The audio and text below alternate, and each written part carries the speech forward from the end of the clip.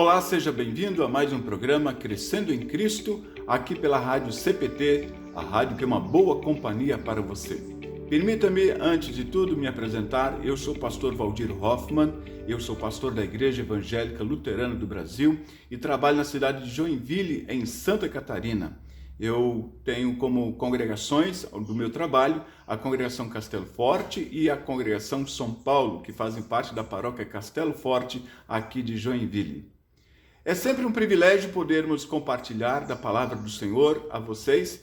E neste momento, nesse programa de hoje, nós queremos estudar o texto de Êxodo, capítulo número 36. Êxodo, capítulo 36. Convido você, portanto, a abrir a sua Bíblia e acompanhar conosco esse tema tão interessante de Êxodo 36. Lembrando que o capítulo 36 faz parte do contexto da construção do tabernáculo. O tabernáculo, ele era o local onde o povo poderia depois servir ao Senhor, fazer também suas ofertas, os seus sacrifícios, e ele precede a construção do templo, que se dá anos mais tarde. Vamos então acompanhar esse texto de Êxodo, capítulo número 36. O primeiro versículo diz assim: Assim trabalharam Bezalel e Aholiabe e todo homem hábil, a quem o Senhor dera habilidade e inteligência para saberem fazer toda a obra para o serviço do santuário, segundo tudo que o Senhor havia ordenado. Este então é o primeiro versículo. Aqui nós temos mencionado dois nomes, o nome de Bezalel e o nome de Aholiabe. Quem eram essas pessoas? Para nós entendermos melhor este assunto, precisamos voltar um pouco ao texto. No capítulo 35, dos versículos 30 até 35, ali nós temos uma menção quem eles eram, o que faziam, qual era a sua habilidade e como Deus fez com que eles pudessem ter essa habilidade, essa inteligência para a construção desse tabernáculo. Então vejamos o que diz esse texto anterior. Disse Moisés aos filhos de Israel: Eis que o Senhor chamou pelo nome a Bezalel, filho de Uri, filho de Ur, da tribo de Judá. E o Espírito de Deus o encheu de habilidade, inteligência e conhecimento em todo artifício, e para elaborar desenhos e trabalhar em ouro, em prata e em bronze, e para lapidação de pedras de engaste, e para entalho de madeira, e para toda sorte de lavores. Este era o papel do Bezalel. E veja que uma outra coisa interessante que ele fez no versículo 34 diz assim: também lhe dispôs o coração para ensinar a outrem, a ele e a Aholiabe, filho de Aizamaque da tribo de Dan.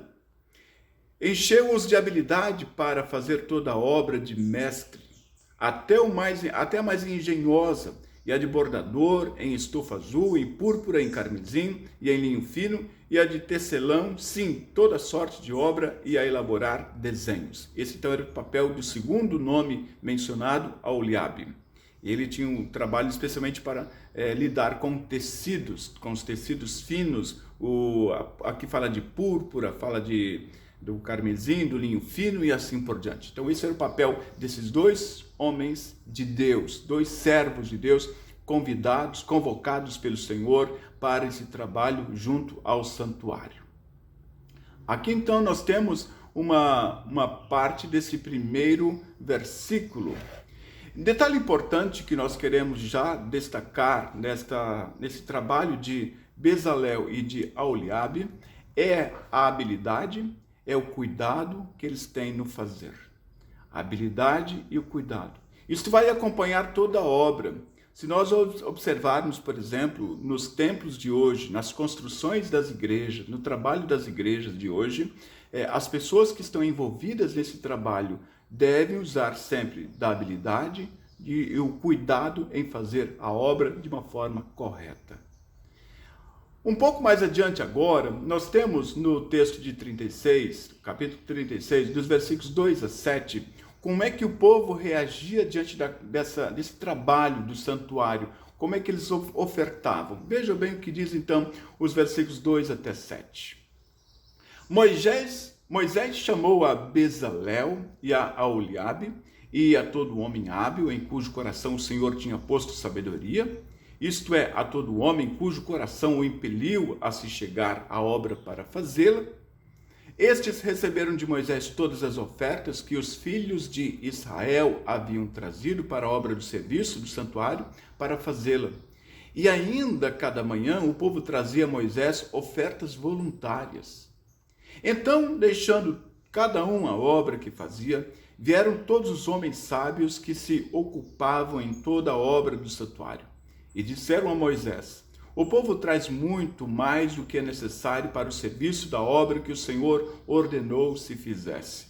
Então ordenou Moisés, e a ordem foi proclamada no arraial, dizendo: nenhum homem ou mulher faça mais obra alguma para a oferta do santuário.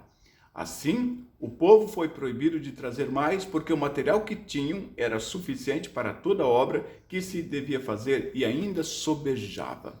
Veja que coisa interessante.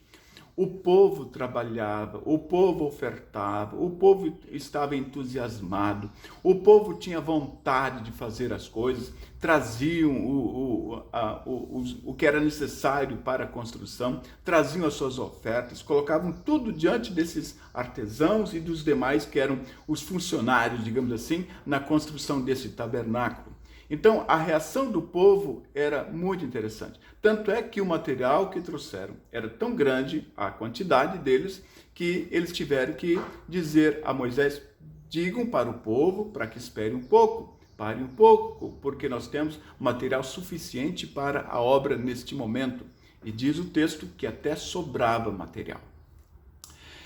A partir dessa colocação, nós podemos conversar um pouco sobre esse assunto. Quais são os desafios que as igrejas têm nos dias de hoje?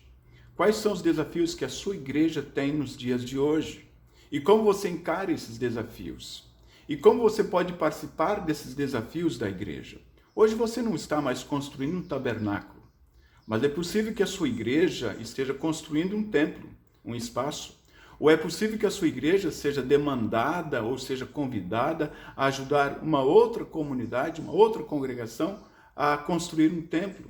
Ou é possível que você seja convidado para ajudar financeiramente um trabalho missionário em outro país.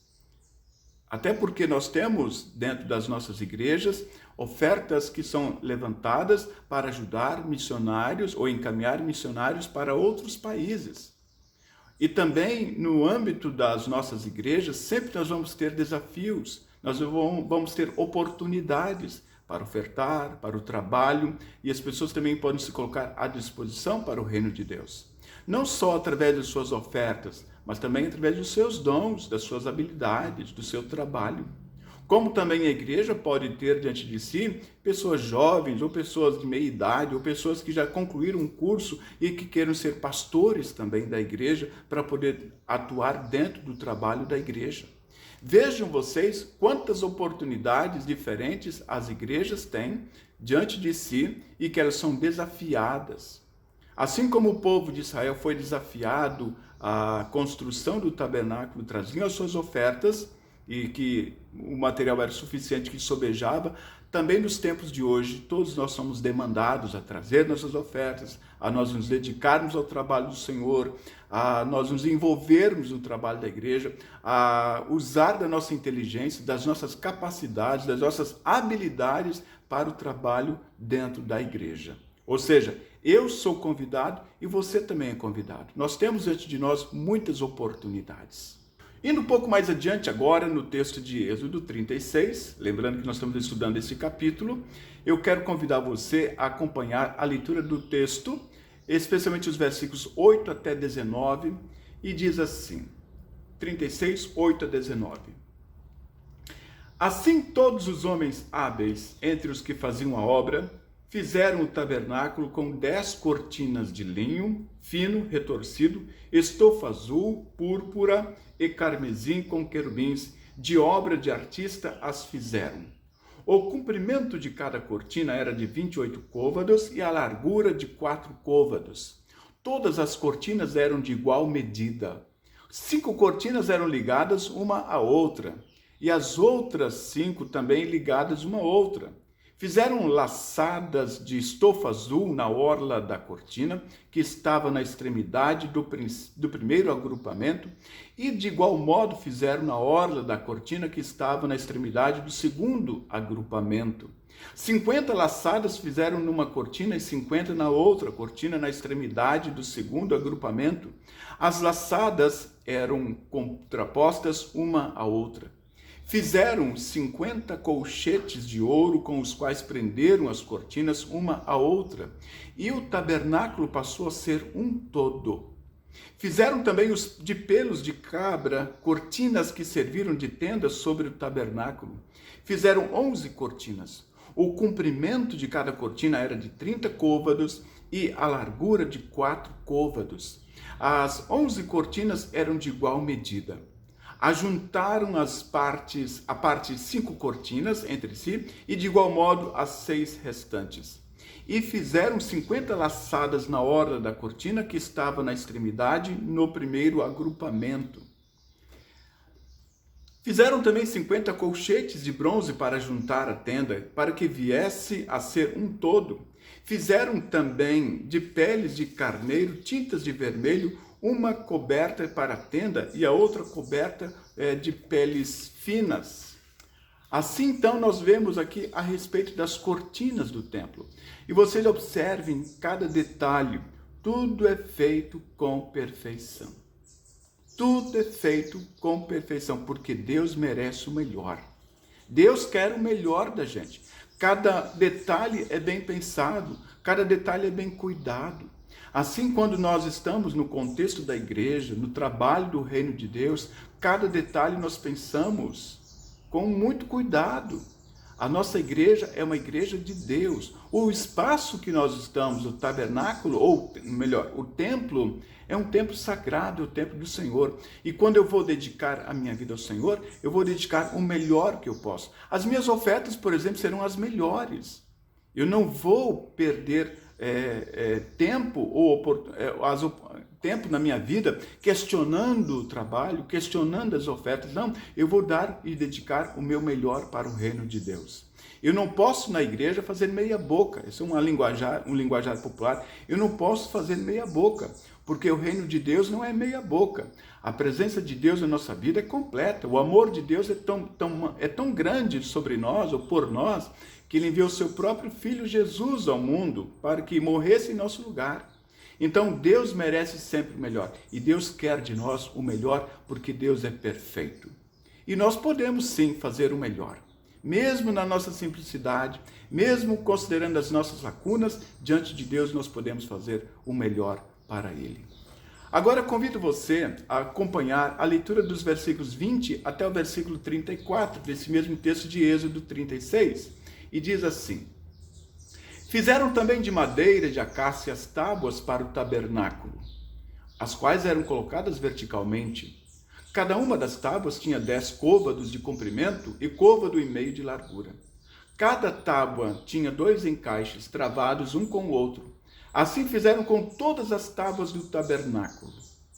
No preparar as tábuas para o tabernáculo, fizeram 20 delas para o lado sul. Fizeram também 40 bases de prata debaixo das 20 tábuas, 2 bases debaixo de uma tábua para os seus 2 encaixes, e duas bases debaixo de outra tábua para os seus 2 encaixes. Também fizeram 20 tábuas do outro lado do tabernáculo, para o lado norte, com as suas 40 bases de prata, 2 bases debaixo de uma tábua e 2 bases debaixo da outra tábua. Ao lado do tabernáculo, para o ocidente, fizeram 6 tábuas. Fizeram também 2 tábuas para os cantos do tabernáculo de ambos os lados, as quais por baixo estavam separadas, mas em cima se ajustavam à primeira argola. Assim se fez com as 2 tábuas nos 2 cantos. Assim eram as 8 tábuas com as suas bases de prata, 16 bases, 2 bases debaixo de uma tábua e 2 debaixo de outra tábua. Fizeram também travessas de madeira de acácia, 5 para as tábuas de um lado do tabernáculo, 5 para as tábuas do outro lado do tabernáculo e 5 para as tábuas do tabernáculo ao lado posterior que olha para o ocidente. A travessa do meio passava ao meio das tábuas de uma extremidade à outra. Cobriram de ouro as tábuas de ouro e fizeram as suas argolas, pelas quais passavam as travessas, e cobriram também de ouro as travessas. Veja que coisa interessante, aqui fala das cobertas de peles e as tábuas. Também aqui nós percebemos a perfeição, de um lado, de um outro, na frente, atrás, tudo é perfeito. E eu convido você para também acompanhar o texto dos versículos 35 a 38, para finalizar esse texto de Êxodo 36. Fizeram também o véu de estofo azul, púrpura, carmesim e linho fino retorcido, com querubins, e o fizeram de obra de artista. E fizeram-lhe 4 colunas de madeira de acácia cobertas de ouro. Os seus colchetes eram de ouro sobre 4 bases de prata.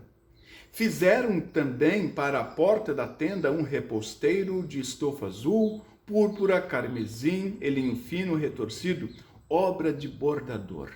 E as 5 colunas e os seus colchetes, as suas cabeças e as suas molduras cobriram de ouro, mas as 5 bases eram de bronze.